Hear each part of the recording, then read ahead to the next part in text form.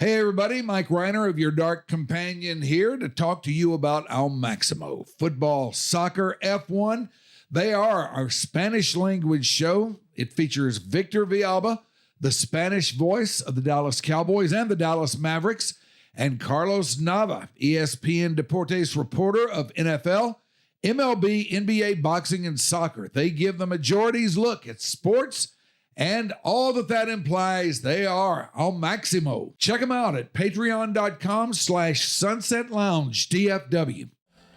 Nobody would have thought that I would be the one. Rhyner, sports talk. Baseball.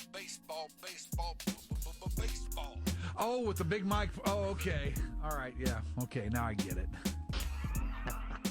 We got a lightning strike, boys. What happened over there, Grego?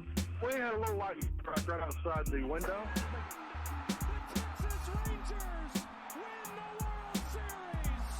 All right. Here's a tip for all these Americano League teams. Wait, you said tip? Yeah, tip. Okay. With a P. Keep jamming. The ticket, colon, nothing but a big Gen X jerk-off sake. This is a cool night or what? Although somebody would hear that and go, bullshit. I'm back, bitches.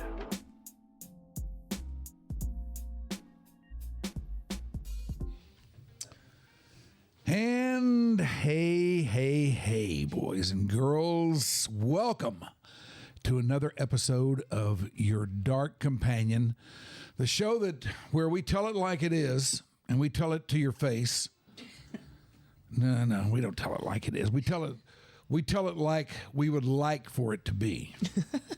And we tell you what we want you to believe. That's what we really do here. And we do tell it to your face, though. We do tell it to your face. Your damn yes, face. We do that for sure. Glad you're with us. It is the 19th of March. We have another very, very windy day here in the D. As we all know, March, as we were told in grade school, is the windy month. Really? Yeah, seriously. That's what they told us. Okay.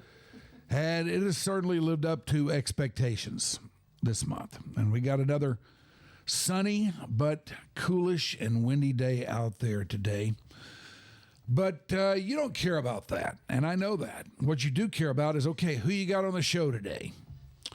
Well, on the show today, we have one of our favorites. We have the great Sarah Blaskovich of the Dallas Morning News with us.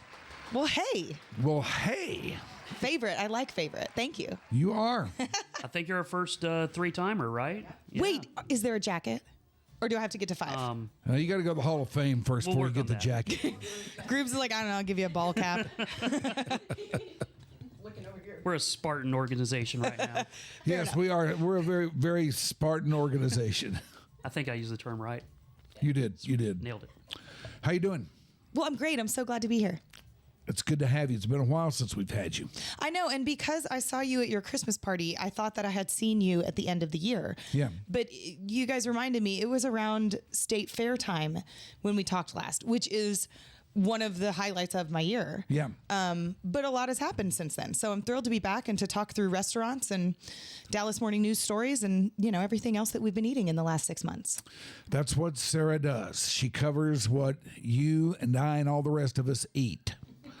And that is her thing. That is her gig. She is on the beat. She's got it under control for sure. What about ham? Okay. All right. Yay. Another poorly placed drop. It You wasn't can do that better. It was that bad. I've done better, but that wasn't that bad. Do you have a list of food-related Yeah, you want to hear them? things? I mean, of course. Okay. Angel food cake, assorted various ham, bananas, beans, Brazil nuts, cabbage, coconut, cottage cheese, cream gravy, edible stomach linings, Oh, my. ham and milk, Hargar shrimp dumpling.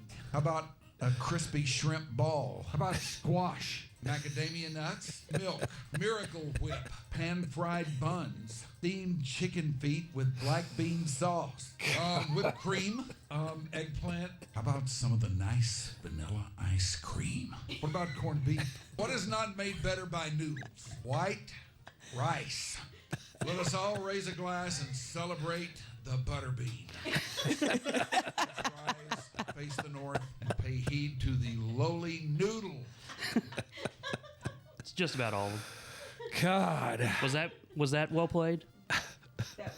I Did that didn't know make what up I for was it? asking for. Neither did I.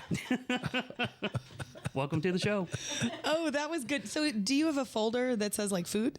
Yeah, like it's literally, it'll say like Mike, food, and then whatever the drop is. That's you're good at filing stuff. It's one of the only things I do well.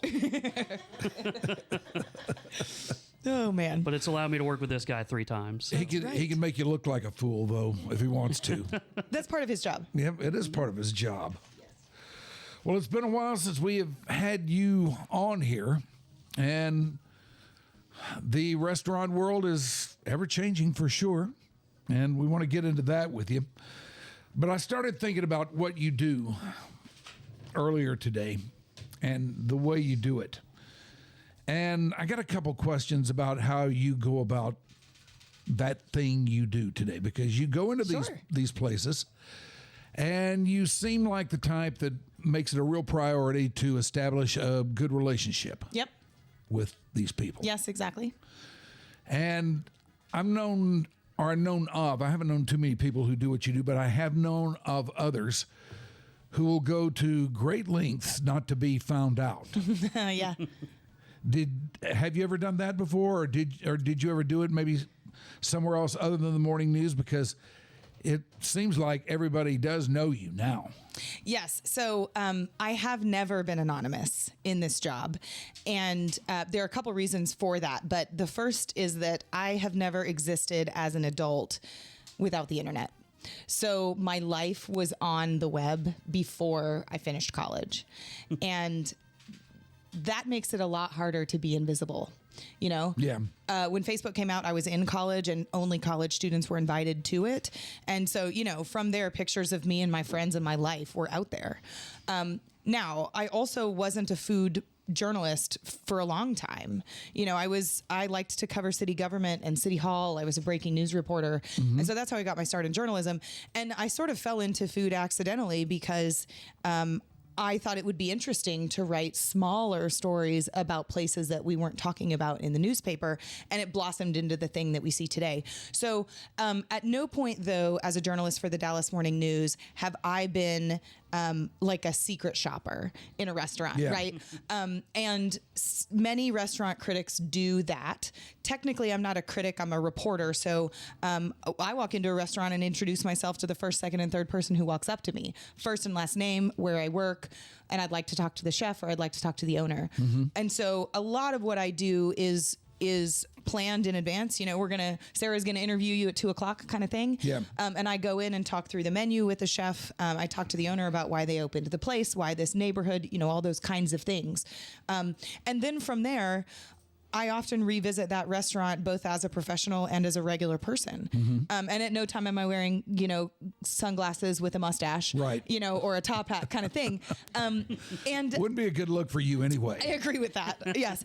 But, I kind of like, I appreciate the transparency. This is who I am. I want to get to know you. Mm-hmm. And then I like restaurateurs to know that I'm also a customer. I'm not allowed to accept free food, as we've talked about before. So even when I go into restaurants and take my family, we pay in full. And the chef often does come and talk to us because I know him or her probably. Right. And we're offered free stuff all the time, actually. But, there's a respect thing there where oftentimes when I'm sitting in a restaurant after I've written a news story, I'm just a lady with 2 little kids and a husband, and so we pay in full for our food, and we like doing that. And I think restaurateurs appreciate or maybe respect back that I am a customer just as much as I am a journalist. In this line of work of yours, no doubt you hear a lot of stuff about a lot of different places. Yep. You hear a lot of opinions from a lot of people about these places. Yeah. Does that create an issue for you, like going into a place with a preconceived notion? Great question. My ears are always open. See, I told you I was good at this. He's a good question asker. Yeah. My ears are always open. And people tell me stuff all the time. I would say, though, that it's real important to me that I'm not a gossip. And so I'm not really interested in professionals, people professional people's personal lives or, mistakes they've made outside of the kitchen kind of stuff. And I don't get talked to a lot about stuff like that. So I'm interested in the quality of food. I'm interested in businesses being run correctly. And then, from there, yes, if I've got a question or if we've got some preconceived notion, the thing that I do is just ask. Yeah. And I was trying to explain this to somebody the other day. Journalists think they can ask anybody anything because we can. I can ask you how old you are or how much money you make if it's for a news story, because I can. And so I forget about that too when I'm not working. And so I'll ask anybody anything, anytime. But yeah, if I've got a preconceived notion about a place, we work real hard not to be biased. So often I'll ask, a question about what I'm concerned about or what I have questions on. And it's people like that humanity, I think. Yeah. Do you call and give people the heads up when you're coming in and Yes. go review the restaurant? So a lot of the interviews that I do are before a restaurant even opens. So rather than sort of review whether it's a good place or the burger is excellent or the burger is awful, the wallpaper's ugly, that kind of thing, it's more a factual look at what it is. The fact that they have wallpaper and that it's got peacocks all over it, for instance, or that their burger is a smash burger and not, a brisket patty or something like that. So yes, when I do that kind of work, and I've done it a couple of times this week already, Mike, I make plans in advance. We come visit them. I often bring a photographer with me. That's one of my favorite things. Watching our photographers take food photos is so much fun. Maybe because I'm so bad at it. I don't know if you guys take pictures of your dinner ever, but I do as well. And you'd think I'd be getting better at it, after 12 years of writing about food for the Dallas Morning News. No, I'm not that good of a food photographer, but our people are. And so I'll go inside a restaurant and ask all the questions and take all the notes, and a photographer will take food pictures. Often we try a little bit of the food after it's been photographed. And then, sometimes a day later, sometimes a week later, I will publish a story on dallasnews.com explaining to anyone interested what this new place is, who the chef is, where it's located, how much happy hour might be. We try to talk a lot about affordable food right now because food is so expensive. And then I do that over and over again. So a lot of the news stories are about restaurant openings instead of, what you should like or not like. I just think we have too many options in the world already. We have Instagram, we have Yelp, Google reviews. If you want to know whether a restaurant is actually good according to regular people, those avenues exist. Yeah. There's too many of them, in fact. And so I'm not sure I'm special enough to be the one person in Dallas or one of the people in Dallas with opinions about food. I want to tell you what's there. And then you can read my stuff and realize that you don't like hamburgers or you do like hamburgers, and so you're going to go. I like hamburgers. I know you do. I like hamburgers too. When you go into a place, do you notice a change in the vibe? when you come in there, and maybe maybe some of the staff doesn't know that you're coming in. Sure, it happens all the time. And you go in there, you sit down, and then the next thing you know, there's this change in the vibe of the room, and it's like, Sarah Blaskovich is here. Is it like that? I'm sure it's not like that. If I've been in a place and the chef or the owner knows me, I would say we generally get treated really well. Now, the other people in the restaurant probably don't know who I am, so it's not like a hush draws over the crowd. I'm not a celebrity. It's not like Tom Brady walking into Albernays Steakhouse, which he did last year before he called a Cowboys game. Yeah. Then a hush comes over the room. And in fact, apparently when Tom Brady went into Albernays, like a patron could hardly contain herself because she was so excited. And what you're not supposed to do when somebody famous walks in is talk to them. But no, I'm nothing like that. I'm just a lady who lives in East Dallas, So my husband likes to joke that, we get treated well. People pay attention to us. They usually don't mess up our order. They usually don't overcook our steak. But now, I hope that restaurant owners and chefs know that I'm a fair, normal person, and so I think it's a lot of them I just really respect. Let's get into where you've been lately and Sure. what might be new out there. Yes. What is setting your soul on fire these days? Well, just this week I wrote about two places that I am excited about and I think will be kind of a big deal. The first is Hampton Social, and it is a 3-story patio restaurant in the old Iron Cactus in downtown Dallas. And y'all remember Iron Cactus, right? It was there for, I want to say about 15 or 20 years on Main Street in downtown. And it has that 3-story patio that looks out over Pegasus Plaza, which is a, kind of an inner city park with fountains in it. And so it closed during the pandemic, or the beginning of the pandemic. And this restaurant is like a drink wine all day kind of place. It's called Hampton Social because it's modeled after the Hamptons. So it's supposed to take you on a trip to the Northeast. And they serve lobster rolls and fish and chips, oysters, lots of good chilled wine. It seems like the type of place where you'd go with a group of friends and stay 3 hours instead of 2 kind of thing. I love it, especially because it's in downtown Dallas, which is where the Dallas Morning News is and where a lot of us, work. And downtown could always use some more restaurants. And so Hampton Social is interesting to me. And then there's a restaurant opening next week, and I haven't had a proper meal there yet, but it's called Evelyn, and it is a high-end steakhouse in the Dallas Design District. And it is stunning in terms of photos. I just love, like I said, getting food and sort of design photos back from a restaurant. And this place has a room called the Ruby Room that's kind of this really rich reddish color all over with tufted velvet banquettes. And it's named Evelyn because it's a steakhouse, but they don't want it to feel too masculine. And I think all of us can think of the last steakhouse we went to that, was sort of stately, lots of dark woods and, right. Servers in crisp white shirts with a vest over top kind of thing. Mm-hmm. And so I'm not going to suggest Evelyn is the first sort of softer around the edges steakhouse, but that's the idea behind it. Like a little less, for lack of a better word, stuffy. Yeah, I think so. And I think more, for lack of a better word, sexy, like a little cooler, a little less stoic. Perhaps. Okay, yeah. Now, the thing at Evelyn... I knew between the two of us, we were going to come up with the right word there. You and me with the adjectives, we were going to get there, right? Evelyn has two things that entice me. The first is they do a dirty martini for 2 people. So you order 1 and you get 2. It's not, I don't believe it's like a discount on a dirty martini. It's just that you get 2. Yeah. Just get 2 crazy straws. So yeah. So groups, either you drink both or... Okay. I order that, and then my husband gets 1 and I get 1, which is how we would play it. But I love a dirty martini, and I have thoughts about who has great ones, and I'm excited to try Evelyn's. And then another thing that is coming at Evelyn, in addition to this traditional steakhouse, so caviar if you want it, oysters, steak, yada yada. At happy hour, they're going to do a cheesesteak tower.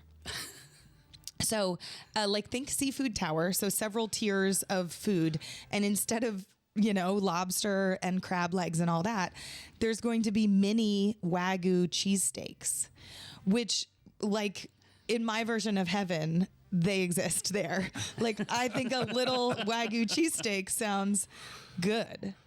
That's something on the menu in your version of heaven, huh? That's right. And so I guess at happy hour, Evelyn's going to serve, and I can only picture it. I haven't seen them yet, but you think you go with a bunch of friends, you order a cheesesteak tower, and then everybody's reaching in for little bites of cheesesteaks. I think, Yeah. That seems like it makes the most sense. It seems fantastic, right? So I think that Evelyn will be, kind of the hot new place in Dallas. We have 1 or 2 a season every season. Mm-hmm. And so, if you've got an anniversary or a birthday coming up, you really love steak, you really love kind of a swanky cocktail thing, Evelyn could be that spot. I'm hearing more and more about the design district. Yes. Since you brought it up these days. Yep. Seems like there's a lot going on or more going on over there now anyway. There sure is. And the design district from a food perspective is extremely interesting to me. And as a lot of your listeners probably know, I'm from Dallas. So this is my city. Yes. And man, we've seen a lot happen in the last couple of decades. And so the Dallas Design District was and sometimes still is a place for designers, architects, tile manufacturers, right. That's how it got its name, the Design District. Well, 15 years ago, the Meddlesome Moth opened in the Dallas Design District. It was one of Dallas's first gastropubs.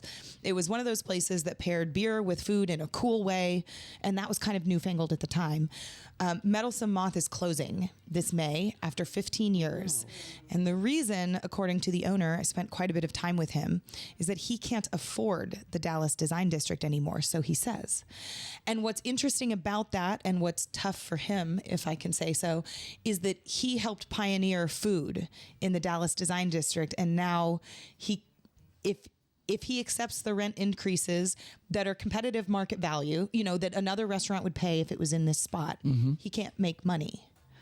And so that will teach us about the future of the Dallas Design District, in my opinion. It tells us that we're going to see higher end places in a neighborhood that wasn't inherently high end. It was a neighborhood of artists and architects and designers. And, with every city evolution comes things like this. So I'm not even suggesting this is a bad thing necessarily. It's just part of the ebb and flow of what real estate, culture, food, all this does to a city.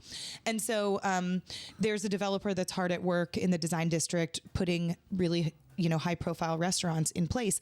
And we saw that a couple of years ago when Carbone opened. Carbone is a extremely expensive Italian restaurant that started in New York City. It got famous because people like Kim Kardashian would eat there. Well, Dallas has one of those now, and it's in the design district. And so we have other restaurants like that coming to the Dallas Design District. And a good example is a restaurant called Delilah. It started in Los Angeles. It's a high-end supper club. And I went to Delilah in Las Vegas last year because there's also one there. And, this is the kind of place where you sit at a table of 4 people or 10 people and you eat expensive steak and caviar and, fun little macaroni bites and all this stuff. And there's performers. So there's a stage. Yeah. There's a big band performing, or when I was there was this really incredible female singer singing like jazzy covers of pop songs. Right. And then in the corners of the restaurant in Vegas at Delilah, there were dancers, not scantily clad dancers. There were beautiful women wearing gowns and headdresses, like the feathers or think like 1920s Gatsby style, dancing just by themselves up on a pedestal. It's like, we don't have that here in Dallas, but we will when Delilah opens in the Dallas Design District. We have another type of woman dancing on pedestals, but it's not that. It's not that. And there used to be one of those in the Dallas Design District, if we can go there, King's Cabaret. And King's Cabaret has been purchased by Nick Badavinas, a Dallas restaurateur who's opening a high-end restaurant in place of King's Cabaret. Oh my gosh, that's great. It all comes around. Wow. Man. I know. Things are changing down there. That's right. So I think it's an extremely vibrant place to eat food now and in the next 5 years. I'll say there are some affordable places, like Pie Tap Pizza is one example. Mm-hmm. But there are lots of places where you and someone you dine with can easily spend $300 to $500. And it's easier and easier to do that. We don't need to get too much into the economy and politics, but no, let's go into it. Right, I know.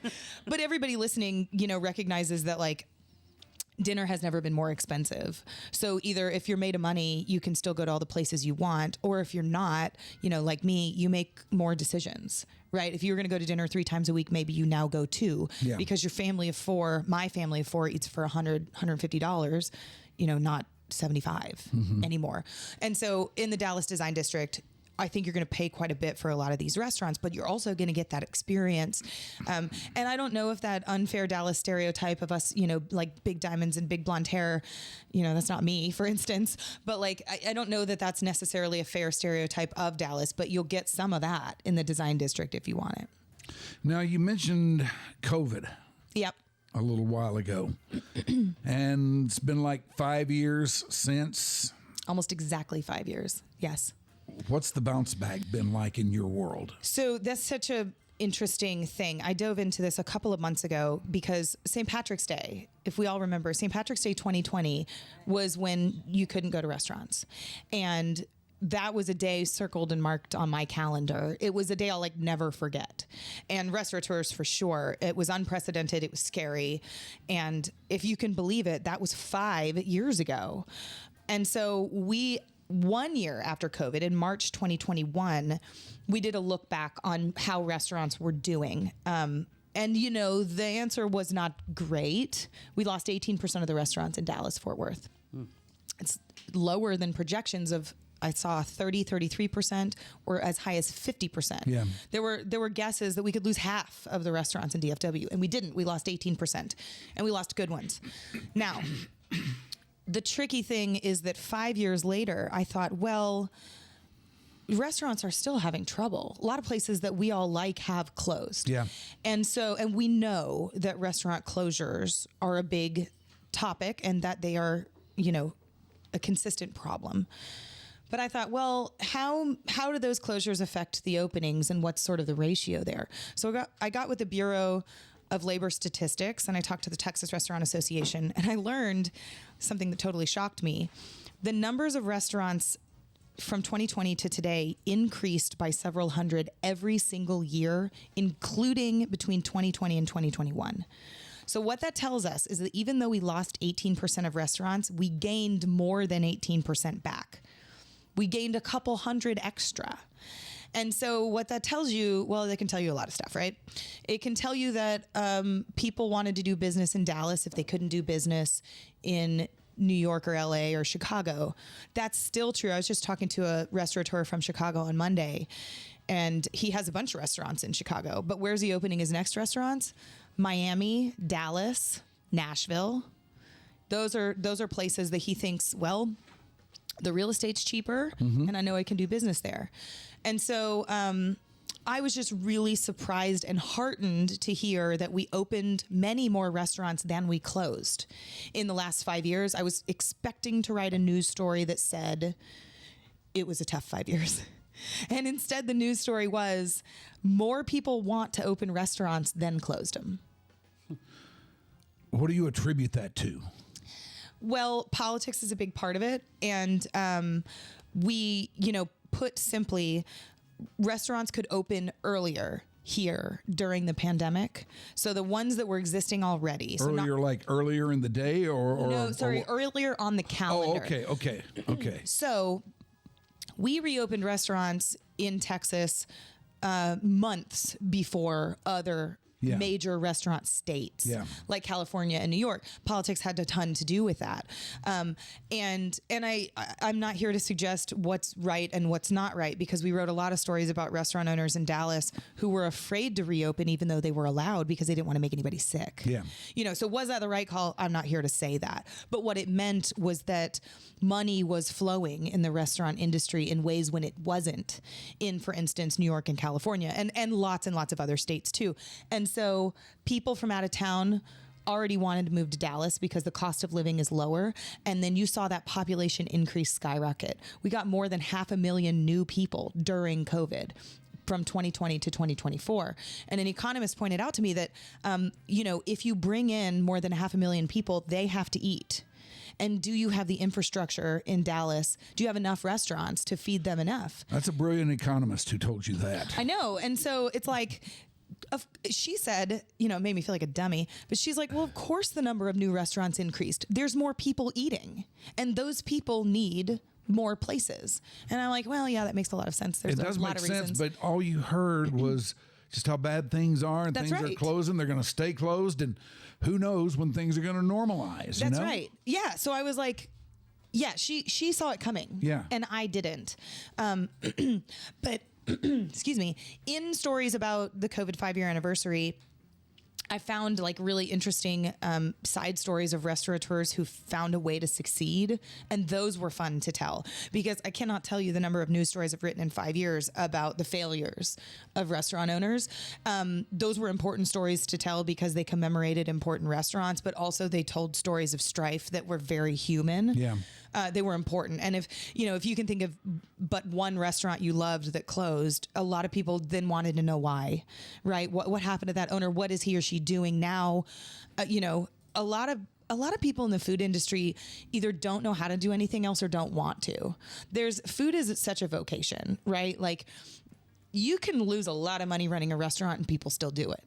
So I think a lot of folks that lost their restaurants really cared about those places, and those were tough stories to write. So I was just sort of thrilled as I looked around for data and trends in the last 5 years in food in Dallas to be able to say we opened more restaurants than we closed. All right. Now here's a all things equal question for you. Okay. All things equal, When a restaurant closes, is it bad management, ownership, or something else? Do you find? I find it's usually lots of things. Almost never can there be a news story written that says this restaurant closed because rent was too high. Well, like, let's break that down. Let's just take a fake number and say that rent was $10,000 a month. Was rent too high, or were the menu items not priced high enough to get to $10,000? Maybe more importantly, were we paying laborers too much? Not enough. You know, like, there are so many pieces of the dollars and cents that come into a restaurant succeeding or failing. And then there's other stuff. What if there was simply one manager, you know, who didn't do a great job, or who people didn't want to work for, and we lost all our good servers? What if that part of town saw a major fluctuation? What if something like there was construction outside of that restaurant that had nothing to do with the business owner? Look at Deep Ellum right now on Commerce Street. It is right. torn up. There's a Cane Rosso down there that I love. It's kind of hard to get into that front door. And anybody listening, if you want to go to Cane Rosso, now's a great time, because it's a good restaurant that they didn't choose for that construction to be there. So, all things equal, Mike, I don't know that I can answer that question, because I think most restaurants fail for a bunch of reasons and not just one, which is a bummer, but that's true. All right, let's talk a little bit about baseball, can we? Yes, please. The great game of baseball is nigh upon us. That's Opening day out at the new ballpark is coming up, and that means a whole new wave of new things to eat. What do you know about that, or what have you found out, or what have you heard? So this is one of my favorite stories of the year. You know, I have spots on the calendar every year. State Fair is one of them. Rangers opening day is one of them. Michelin coming to Dallas last year was one of them. And so every year before opening day, Evan Grant, who is our Rangers reporter at the Dallas Morning News, and I go and eat all the new foods. It is, I think it's one of his, I don't want to speak for him, I think it's one of his favorite stories to do, because for once it doesn't have that much to do with baseball. I know him quite well, and it is. Yes.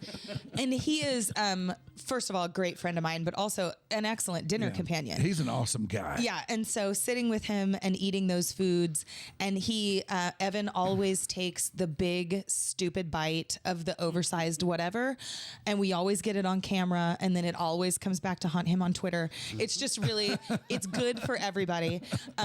But so on Tuesday of next week, so in just a little less than a week, we will go and try all the new Rangers foods. And we don't know yet what they will be, but I have noticed a trend in the last couple of years where the Texas Rangers used to do that big, oversized, silly food. That was a big part of their identity. And from a news perspective, not that anybody asked me, I loved it. I like writing news stories about 3-pound hamburgers, and, you know, like, I just think that stuff is silly. And there was one year where there was a chicken finger that was like 24 inches long. And of course they have the boomstick, which is, you know, the hot dog coming with all the fixings, with the chili cheese and the jalapenos and stuff. And I am a boomstick fan.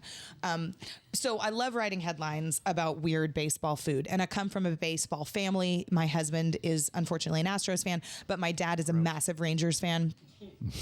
I know, we still like him even though he's an Astros fan. It's okay. It's tough. Groups is It's wearing a lot to overcome. I know. That It is a lot. How to much overcome. you love him. I do. I like him still. And Groobs is wearing a Texas Rangers hat. We all know where his loyalties lie. Mine too. I mean, when the Texas Rangers won the World Series, I was so secondhand happy for my dad. I was happy, like, in general for our city, but my dad had been waiting for that for his whole adult life. It was the greatest night of my sports life, and it will never be topped. Really? Yeah. I love that. Oh, yeah. There's no doubt about it. Oh, that's I mean, it can't, lovely. it just can't get any better for me. Yes, right? Okay, so let me ask you, let's not talk about the weird Rangers food, because we can do that in a second. When you're at the ballpark and you're just eating regular food, what is like the quintessential ballpark food for you? I'm pretty much a straight ahead food guy. Yep. Pretty much. What? They're giggling. Yeah. Keep going. I'm pretty much straight ahead when it comes to it, and I will stick to the hot dog. Yeah. What do you put on a hot dog? Just mustard, relish, and maybe a little cheese, and that's it. Yeah, okay. Those are good answers. Yeah. I like a ballpark hot dog too. I also like, and this is a fatal flaw of mine, I really like fake nacho cheese. Like I really like the yellow squeezy cheese that comes on nachos, but also the ballpark has done a good job now of putting it on hot dogs and all kinds of other stuff.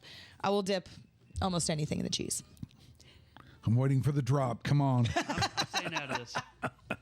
Grooves is like, I'm staying off at this one. Yeah. So yeah, when I go to the ballpark, I usually eat this kind of regular food, Mike, but once a year at the beginning of the year, we try all the weird food. And it should be interesting this year to see if we keep up that theme of the 24-inch monstrosity that they've done since the boomstick started in 2011 or 12, if I'm remembering that Sounds back about right. right. It's been more than 10 I've never years. done that. I don't like to trick up the hot dog too much. Yeah, and this one's, I mean, it comes with its own suitcase. Yeah. Like two hands. As well it should. In a cardboard box. Like my children would probably carry it together because one can't get it all by herself. Like it's big, yes. But we'll see what else they come up with. I always ask if they could put Cheetos or Cheeto dust on something because I think the Cheeto is the perfect snack. The crispy ones, not the puffy ones. Right. The puffy ones can get right out. That's a different chip altogether. But yeah, so we have seen Cheetos crunched on top of stuff, and that makes me real happy. I love a mac and cheese or a brisket mixed in anything, and that feels kind of Texified. So we'll see what they come up with. And then one of the other things that everybody eats inside the ballpark that I care a lot about is Hurtado Barbecue. They opened that stand a couple of years ago and really have been serving some good, high quality barbecue. So it's not just you can eat barbecue, you can That's eat good a good place barbecue. anyway. You can't go wrong with that. That's right. And they've done all kinds of things over the years. They've done the birria taco, which is this stewed, beautiful brisket with cheese and onions inside of a taco. They've done the what we call the dino rib, which is the beef rib that's like 2 pounds and it's as long as your arm. Right. And so we'll see what they come up with this year too. They have to feed a lot of people at the ballpark, and those lines got long, so they got a little smart about how to serve food that didn't take as long, so that people didn't think they had to wait in line for barbecue. But me, I would happily wait in line for Hurtado Barbecue. I think it's good. This is the great Sarah Blaskovich. She writes food for the Dallas Morning News.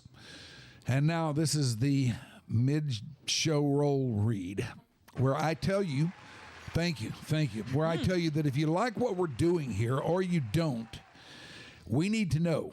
We want to know. You can reach us via chat under the community tab on the Patreon page. That's patreon.com/yourdarkcompanion. You can hit us up on social media. We're all over the place there on Instagram and TikTok. There we are at Your Dark Companion. On Facebook, we're just regular old Your Dark Companion, straight up. On X, now here's where it gets a little trickier. On X, we are at YDC_DFW.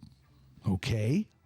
So tell your friends, tell your family, we're out here on Patreon, Spotify, and now you can catch special episodes of YDC and What's on Mike's Mind on YouTube. There, you will find us at the Old Gray Wolf 16. Remember, YDC and the Sunset Lounge are now free. All you have to do is click the free member button at the top of the Patreon membership page to join and enjoy our regular shows for free.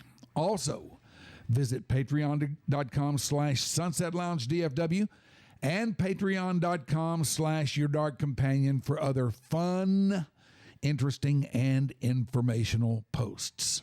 Hey, Mike, Hey, Shoopy. guess what else we have? What do we have, Shoopy? We have some tickets to give away. Ooh. No. I swear on everything. Look to your right. Well. Sorry, maybe Nice, Grooves. maybe I have to think. That's good. But we have Stars tickets for tomorrow night's game. Boy, do we ever. Tickets for the match between the Dallas Stars Hockey Club, I'm just reading it, and the Tampa Bay Lightning. That'll be March 20th, 2025, which in fact would be tomorrow night. Puck drops at 7 o'clock. And you get parking with this, too. And those seats are insane. They are insane. And I believe I've enjoyed a little time in these seats myself. You've been there a couple times. I have.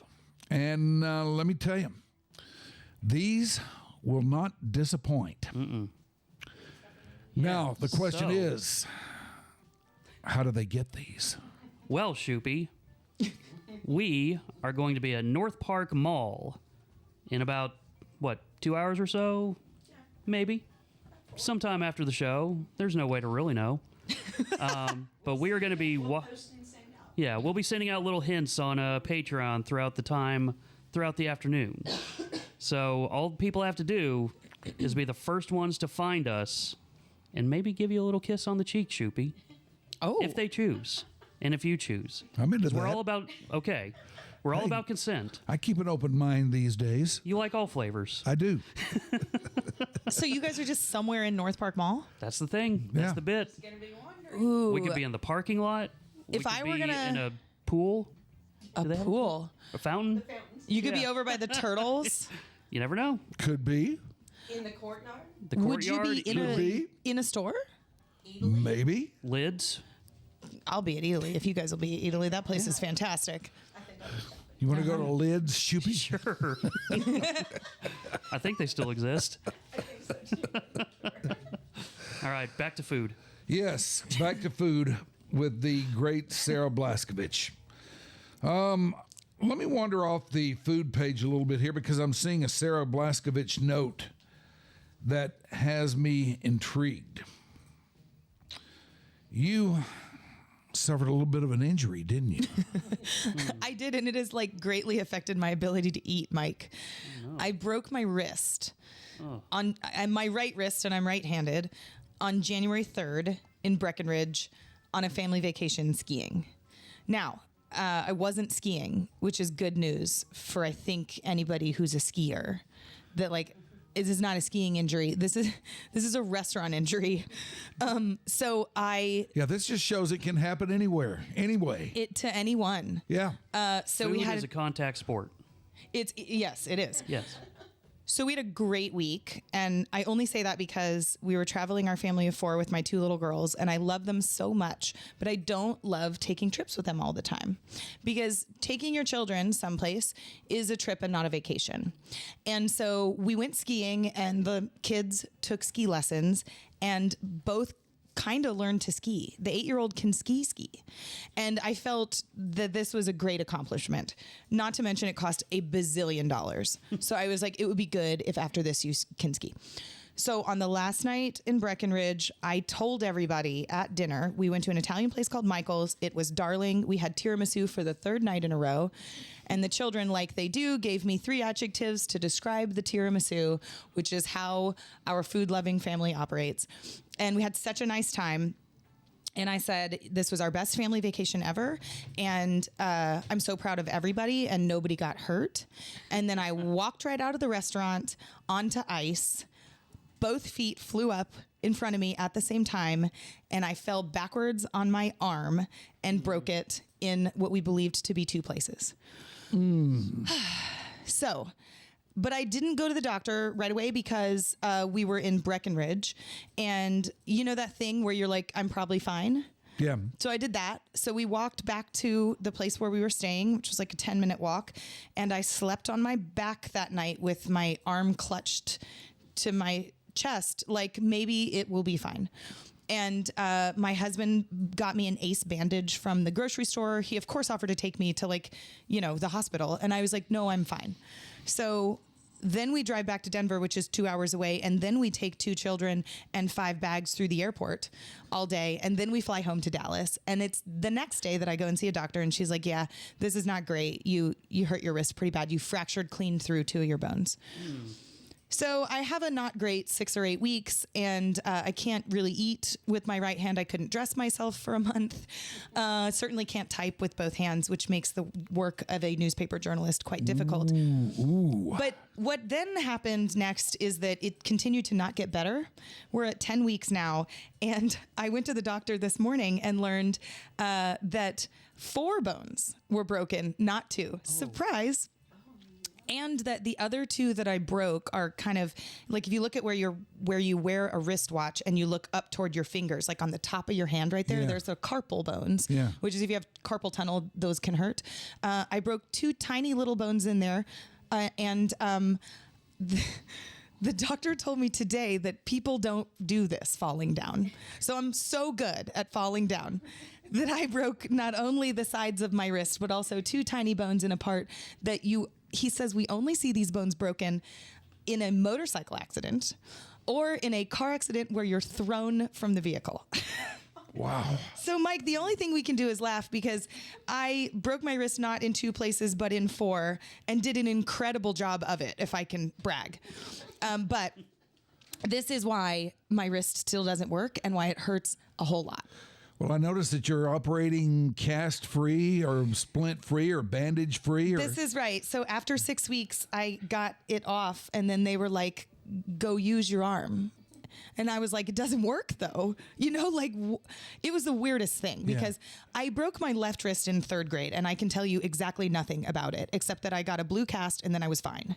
So when I broke my right wrist as a age-redacted person, I was like, this is not that big of a deal, right? And then when it continued to not get better, I was like, there's got to be something going on here. And this morning, we confirmed that there are extra tiny bones that are very mad.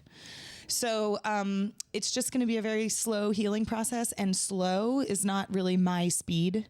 And so it has been humbling. If anybody listening has broken an extremity that you use so much, it is crazy how much you use your hand until you only have one of them. It is, yes. So I've been... I think about that all the time. And I can't imagine not being able to use both hands the way I normally do. Well, and it's stupid stuff too. I mean, obviously, yeah, typing is hard or whatever, but like I can't cut my own food right now because my wrist has to rotate more toward the floor in order to do that, and it won't yet.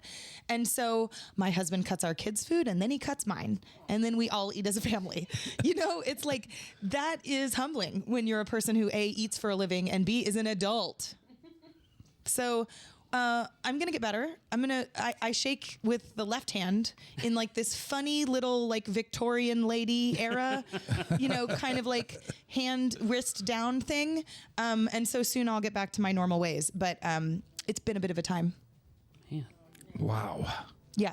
Handheld food is good.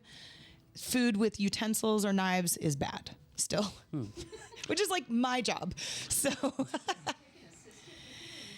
Yeah. Great question. I just ask people for help, honestly. Like, I mean, I can't count the number of times in the last 2 months I've been eating across from a chef or a restaurant owner, and I've said, do you mind cutting me a piece? Aw. Which is, like I said, not great. That's not great for a professional person. But people are actually really wonderful. And like I was at the grocery store the other day and I bought myself a bottle of water. And as I was checking out, I was like, hey, could you open this bottle of water for me? I asked the cashier. You know, she's probably like, what is wrong with that lady? But people are nice in general. If you're nice, I feel like people are nice. But yeah. And you know, the people you work around probably really like you anyway. The people I work around are awesome. But I mean, I'm talking about the restaurant people too. Oh, people who you might, if you were a certain kind of person and went about your job a certain way, you could have a pretty adversarial relationship with some of these. I might be sitting across the table from somebody who doesn't want to help me. Right. Yeah, that's a great point. No, yeah, people have been really wonderful about it, but I'm ready to get back to normal because I like run at 100 miles an hour or I'm dead. And so right now I'm running at like 25 all the time. And it's just a strange change. So where are you on the normalcy scale? Oh, I'm probably halfway recovered from a wrist perspective. So I probably have another 3 months of pretty intense physical therapy. Well, we'll be holding a good thought for you, Thank Sarah. you. Yeah, I'll take everybody's good thoughts. I don't want to learn I have other broken bones. That's the other thing is like we've had a series of like, oh, wait, look at this one. And I don't want any more of those. I just want to get better. One thing I love about interviewing Sarah is while she doesn't come equipped with a press kit, she sends you bullet points. And the bullet points are great. Thanks. I'm like, hey, is anything about this interesting? Is actually what those bullet points are. Well, yes. There's all kinds of interesting stuff about them, and I've always wondered about something here, and that is the Michelin scene. Yes, now, absolutely. When I think of Michelin, I think of tires. As you should. Yes, Michelin tires But started the Michelin company. In your world, it's a whole nother thing. That's right. Yes. So, quick recap on Michelin is that Michelin announced last summer that they would be considering Texas a territory. And we all laughed because on what map is Texas not on it? But Michelin, the tire company, has Michelin, the restaurant review company, and they decided that Texas was worthy of their mysterious restaurant reviewers looking at Texas restaurants.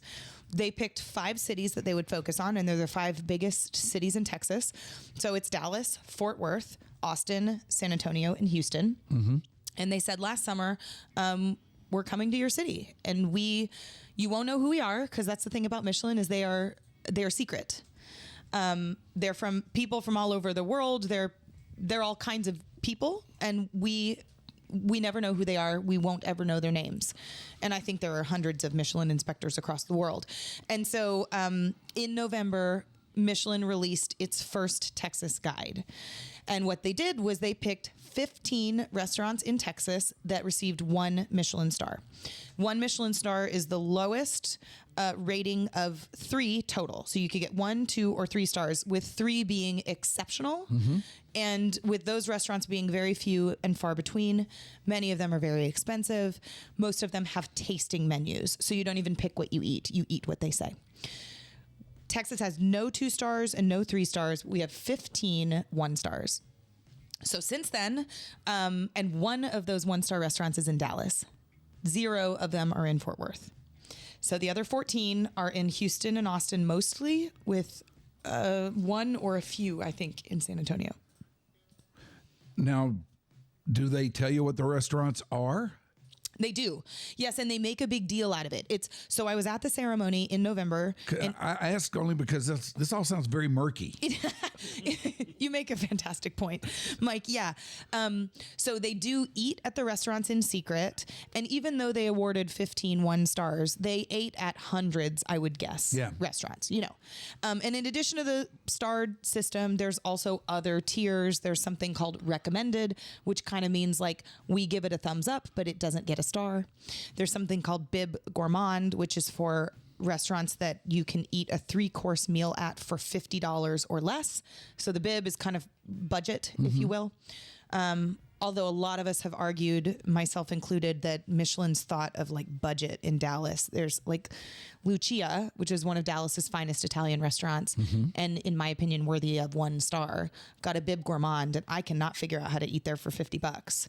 So the lens through which they awarded some of these was a little bit circumspect, but these mysterious inspectors went to hundreds of restaurants and then, named the ones that they thought were most important. And at the ceremony, every starred restaurateur or starred restaurant, stars are given to restaurants and not chefs, I should say specifically. But someone from that restaurant goes up and accepts a chef's coat. So often like that's the Oscar. Yeah. So you go up on stage and some of them put the coat on and some of them hold it, but it's, you get like a Michelin jacket, which is cool, I think. It's kind of masters like. Yeah. But the ceremony was wild. It was just such an interesting look at what an international company, more specifically a French company, thinks of food in Texas, which we hadn't thought to ask before. So if I wanted to go to a Michelin-starred restaurant, where would I go? There's only one in Dallas, and you would go to Tatsu, which is a Japanese restaurant in Deep Ellum. It is named for its chef and co-owner, Tatsuya, who is an incredible sushi chef, and he was born and raised in Japan.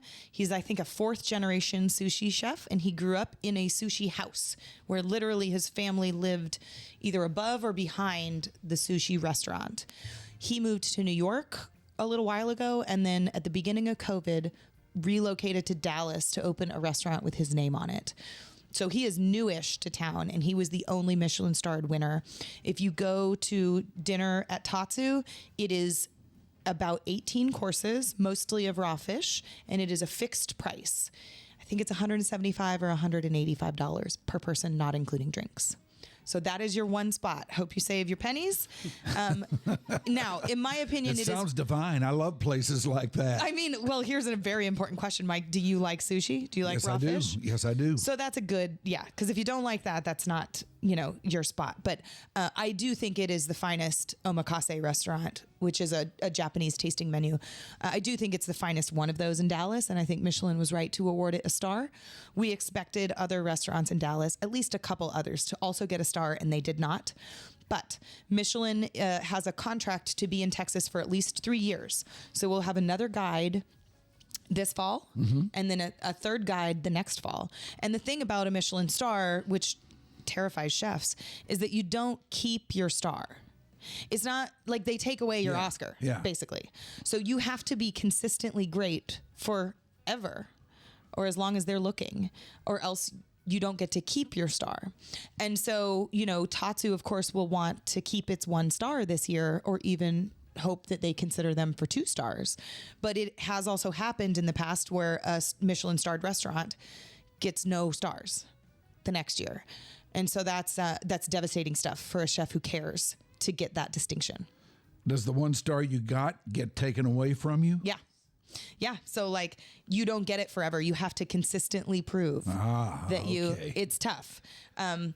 So we think that Michelin started kind of small in Texas. 15 was a smallish number for a state that is, inarguably the best, says this native Texan. And no 2 or 3 stars at all. So I think we'll see a couple of those. And in fact, I went to a restaurant over spring break. It's called March in Houston. It was a 1-star winner. Houston had, I believe, 6 1-star winners, and this was one of them. And they are a contender, or at least kind of vying for 2 stars this year. It was about $650 for 2 of us to eat, not drinks included. A lot of money. Yes. Hello there. Yeah. We spent another $300 on beverages because we did 1 wine pairing between the 2 of us. But March is a really interesting, cool restaurant that it's a fixed menu, 9 courses, and throughout they bring you all kinds of extra stuff. It's kind of one of those. And I had some of the best service and some really cool food. So we don't have a restaurant like that in Dallas. And so if we wonder how many more 1 stars Dallas or Fort Worth might get, you do have to look at our finest food and see how it compares to other cities or other states. And we don't have a restaurant in Dallas like March. And I wish we did, but as much as I enjoy food like that, I also went to Keller's on Sunday with my family and had the best gosh darn cheeseburger in the city. So nothing wrong with that. That's right. So we can't all eat, Michelin level food all the time, or at least I can't. That's tough to afford, but it is very exciting that Michelin is here because it legitimizes our food scene from an international perspective. Now, didn't you have a good smash burger in Fort Worth recently? I did. I love burgers.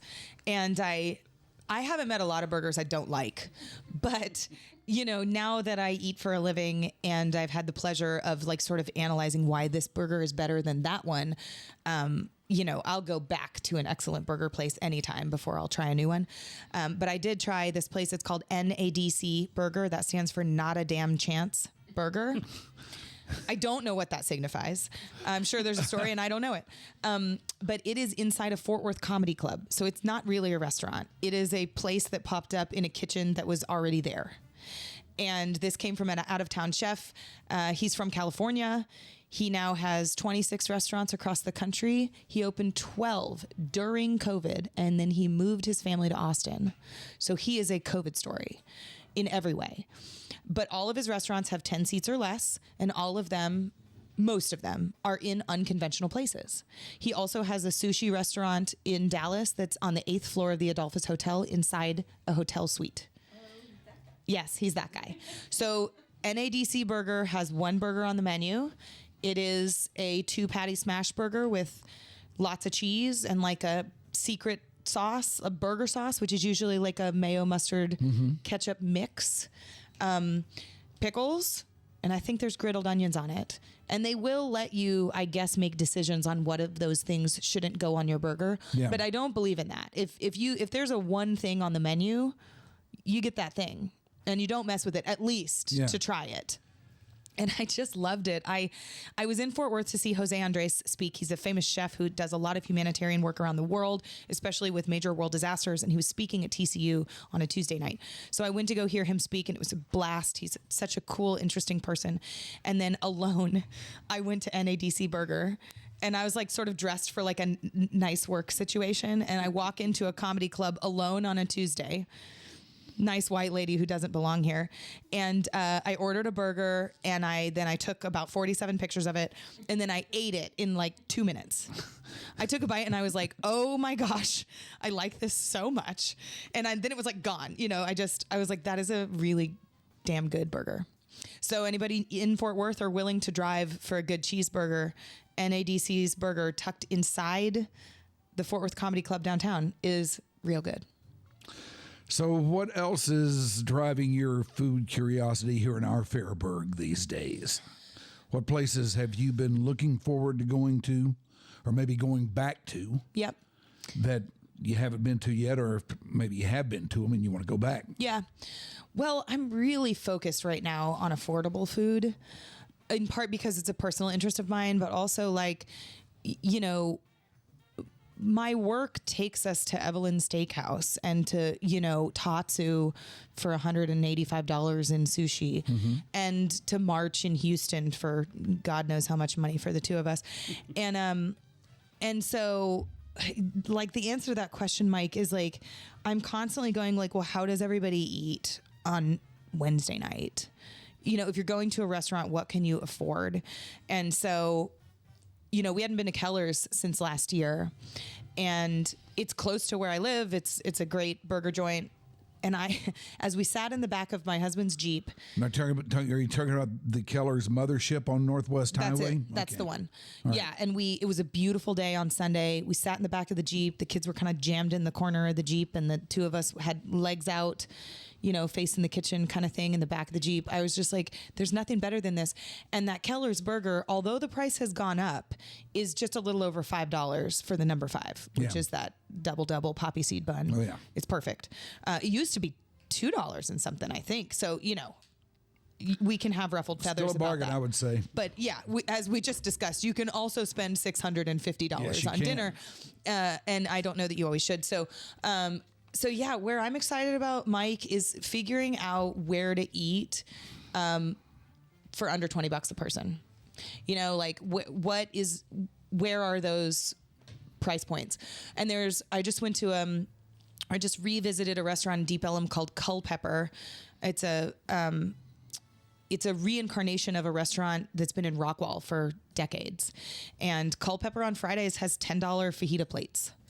And like, how much have we spent on fajitas over the past couple years, everybody? You know, a $30 fajita plate is not out of the ordinary anymore. $10 at lunchtime, you know, I'm into that. So yeah, it's the burgers, the fajitas, the enchiladas at a Tex-Mex place that aren't going to break the bank. What's your favorite? Oh man, it's so hard. It depends on what it is.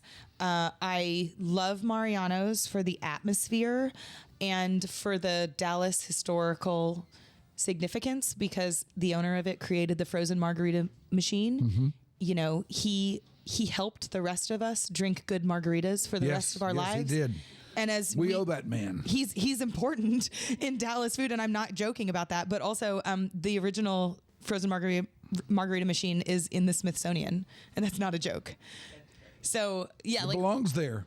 What am I going to do that's going to end up in the Smithsonian? You know, like nothing. I just feel like he's really done a service to people. So I like Mariano's for the Dallas history and for the food. When it comes to chain Tex-Mex, you know, my husband being from Houston, we really like Lupe Tortilla, and we'll go out of our way for that 3-pepper cheesesteak. It is great. In my neighborhood over here, for a really affordable Tex-Mex, we love Manny's. And I remember the Manny's in Uptown in that cute little house over by what used to be Mutt's Cantina. It's not there, and nothing has replaced it. But there's a Manny's over here too at Mockingbird and Abrams, which is my neck of the woods in East Dallas, and I like that too. But I could go on. El Vecino is great. If Love El Vecino. Yeah, if I thought about it hard, we could go through like best queso and best guacamole. You know, there's there's a lot to like when it comes to like melted cheese and tortillas. Right, there is a lot to like. Yeah. What? What do you mean I don't like it? Queso. You know, Jed doesn't like queso, but he does like melted. No, I like queso okay. You know, not every queso, but some. Some are okay. All right, now we're getting into I have thoughts. We're getting into a really murky area here. Yeah, I okay. Wait, so is it that like it's too much cheese? Like, would you rather share queso with someone else because you don't want to like? Is it too much cheese? Yeah, I'm generally opposed to the creamy items on the menu. Oh, it's a no mayo situation on your burger too, right? Well, not necessarily. I can handle some. I will generally prefer mustard or ketchup. Okay. You know? Sure. Yeah. That's fair. But I can handle mustard or some like Thousand Island that they put on it in certain places, you know? Yeah. I can handle that. But I don't know. This is getting to be too much about me. Everybody's I was gonna staring say, at me if in you're here. trying to pin him down on some of this, don't try. I just really want more feeds for his food, for Groobs' food file. And that's what I want love. at the end of this, I want you to know that I have helped put more things in that hilarious folder. You're That the was best my favorite producer part. The show has. It's like you're giving us topics before the show. You're trying to set up drops for me. I know. This is why you're a 3-timer. I'm a helper. Show 50, you will get a jacket. I do really want a jacket. This is exactly like SNL. By the way, what show is this? 93. Okay, this is episode 93. 93. I meant to mention that at the start, and I never think of it. It's okay. That's a lot. That's Yeah. a lot of episodes, Mike. A lot of episodes. It is, Sarah. And you've been in 3 of them, and they've all been great. Tell you what. Everybody loves you coming on here. Well, I'll keep showing up. We want you to, because you are one of a kind. You do great work, and she helps us all, you know? Mm-hmm. Yeah. Well, that's great. Thanks. She is the great Sarah Blaskovich. Thank you very much for doing this once again. My pleasure. Thanks, everybody.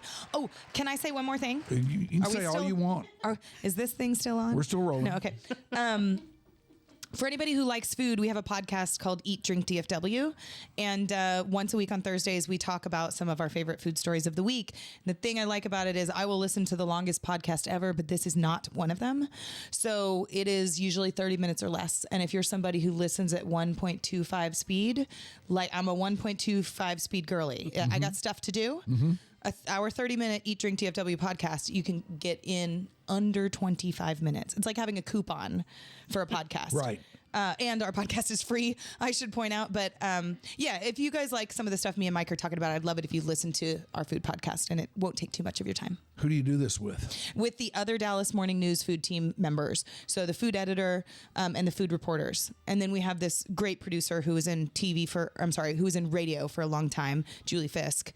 You know Julie. Oh, yeah. Everybody knows Julie. As Yeah. a matter of fact, she has sat in that chair before. She's awesome, and she's like our podcast mom. So she like tells us when we look pretty, but also tells us like when we could do better. She's the best.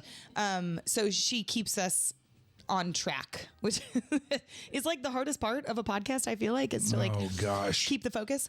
But yeah, it's a blast, and we get to in my news stories for the Dallas Morning News, there's some opinion, but not a ton. It's not always my job to tell you exactly what I think. And one fun thing about radio and podcasts is that we get a little more into what we really think because it feels more personal. So for anybody seeking that kind of food knowledge, that's what we provide on Eat, Drink, DFW. So what are we going to be seeing from you in the days to come here in the morning news? What's on the agenda for the stuff you're going to be writing? Let's see. So we'll be at Rangers next week, and I cannot wait to eat food with Evan Grant there. We didn't talk about this, Mike, because I didn't tell you about it, but I'm writing a story about a 25-course dinner in Fort Worth at Lonesome Dove. Lonesome Dove is Chef Tim Love's kind of game-heavy restaurant in the Stockyards. And there's a 25-course menu because they're celebrating 25 years. So they opened in $19.99. I think if I'm mathing that right. And I've done the 25-course menu, and I lived to see the end. Because you wonder, like, can I eat 25 things? And it turns out I can. I feel like I'm kind of good at that. But it's a really interesting look at his most iconic dishes, Yeah. and they're all tiny. What are some of the 25 things you find on there? Let's see. So he cooks with a lot of game. So some quail. I think there's some. Let's see. There's certainly a whole section of beef, but they break it up into kinds of food. So there's like a land section and a sea section, and it's just really cool because the other thing that Tim Love does that other Dallas chefs like Dean Fearing and Stephen Piles have been known for is there's quite a bit of spice. He uses, chilies, and there was a mole on one dish.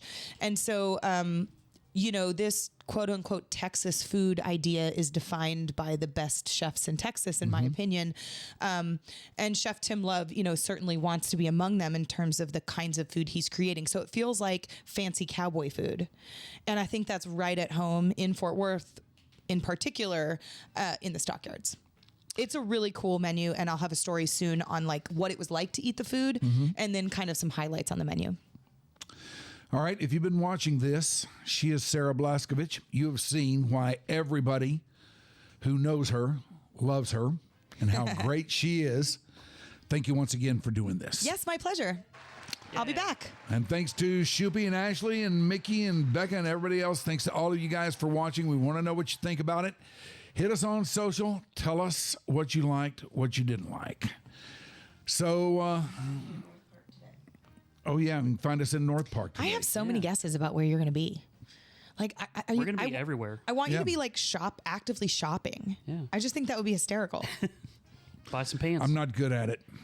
I know. I think I'm not good at it. that was going to be my guess. Like, I do want to find you in a store and see how it goes. But yes, we will be out there in North Park today. And if you find us, come accost us and you will walk away with something. I don't know what, but it's something. Like, Stars it'll tickets. Oh, be the tickets. yeah, the ticket. Oh, yeah, the Stars tickets. That's what it is. In exchange for a consensual kiss on the cheek. Yeah, of course. Or Consensual. wherever on him. Yeah. Oh, my. Well, no. Hey, believe me, you don't want to go there. But yes, this is for the Stars game on March 20. That would be tomorrow. All right, so we're going to be out there. We got 2 of them here. Come find us. What? And parking is included in this. Indeed. It's going to be a big night for you at Stars Hockey with these things. So come to North Park and come find us, and they will be yours. Until next time, bye.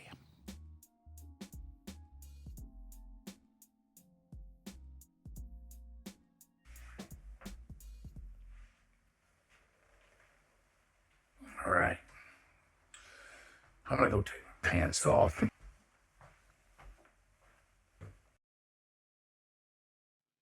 Your Dark Companion is a Stolen Water Media presentation.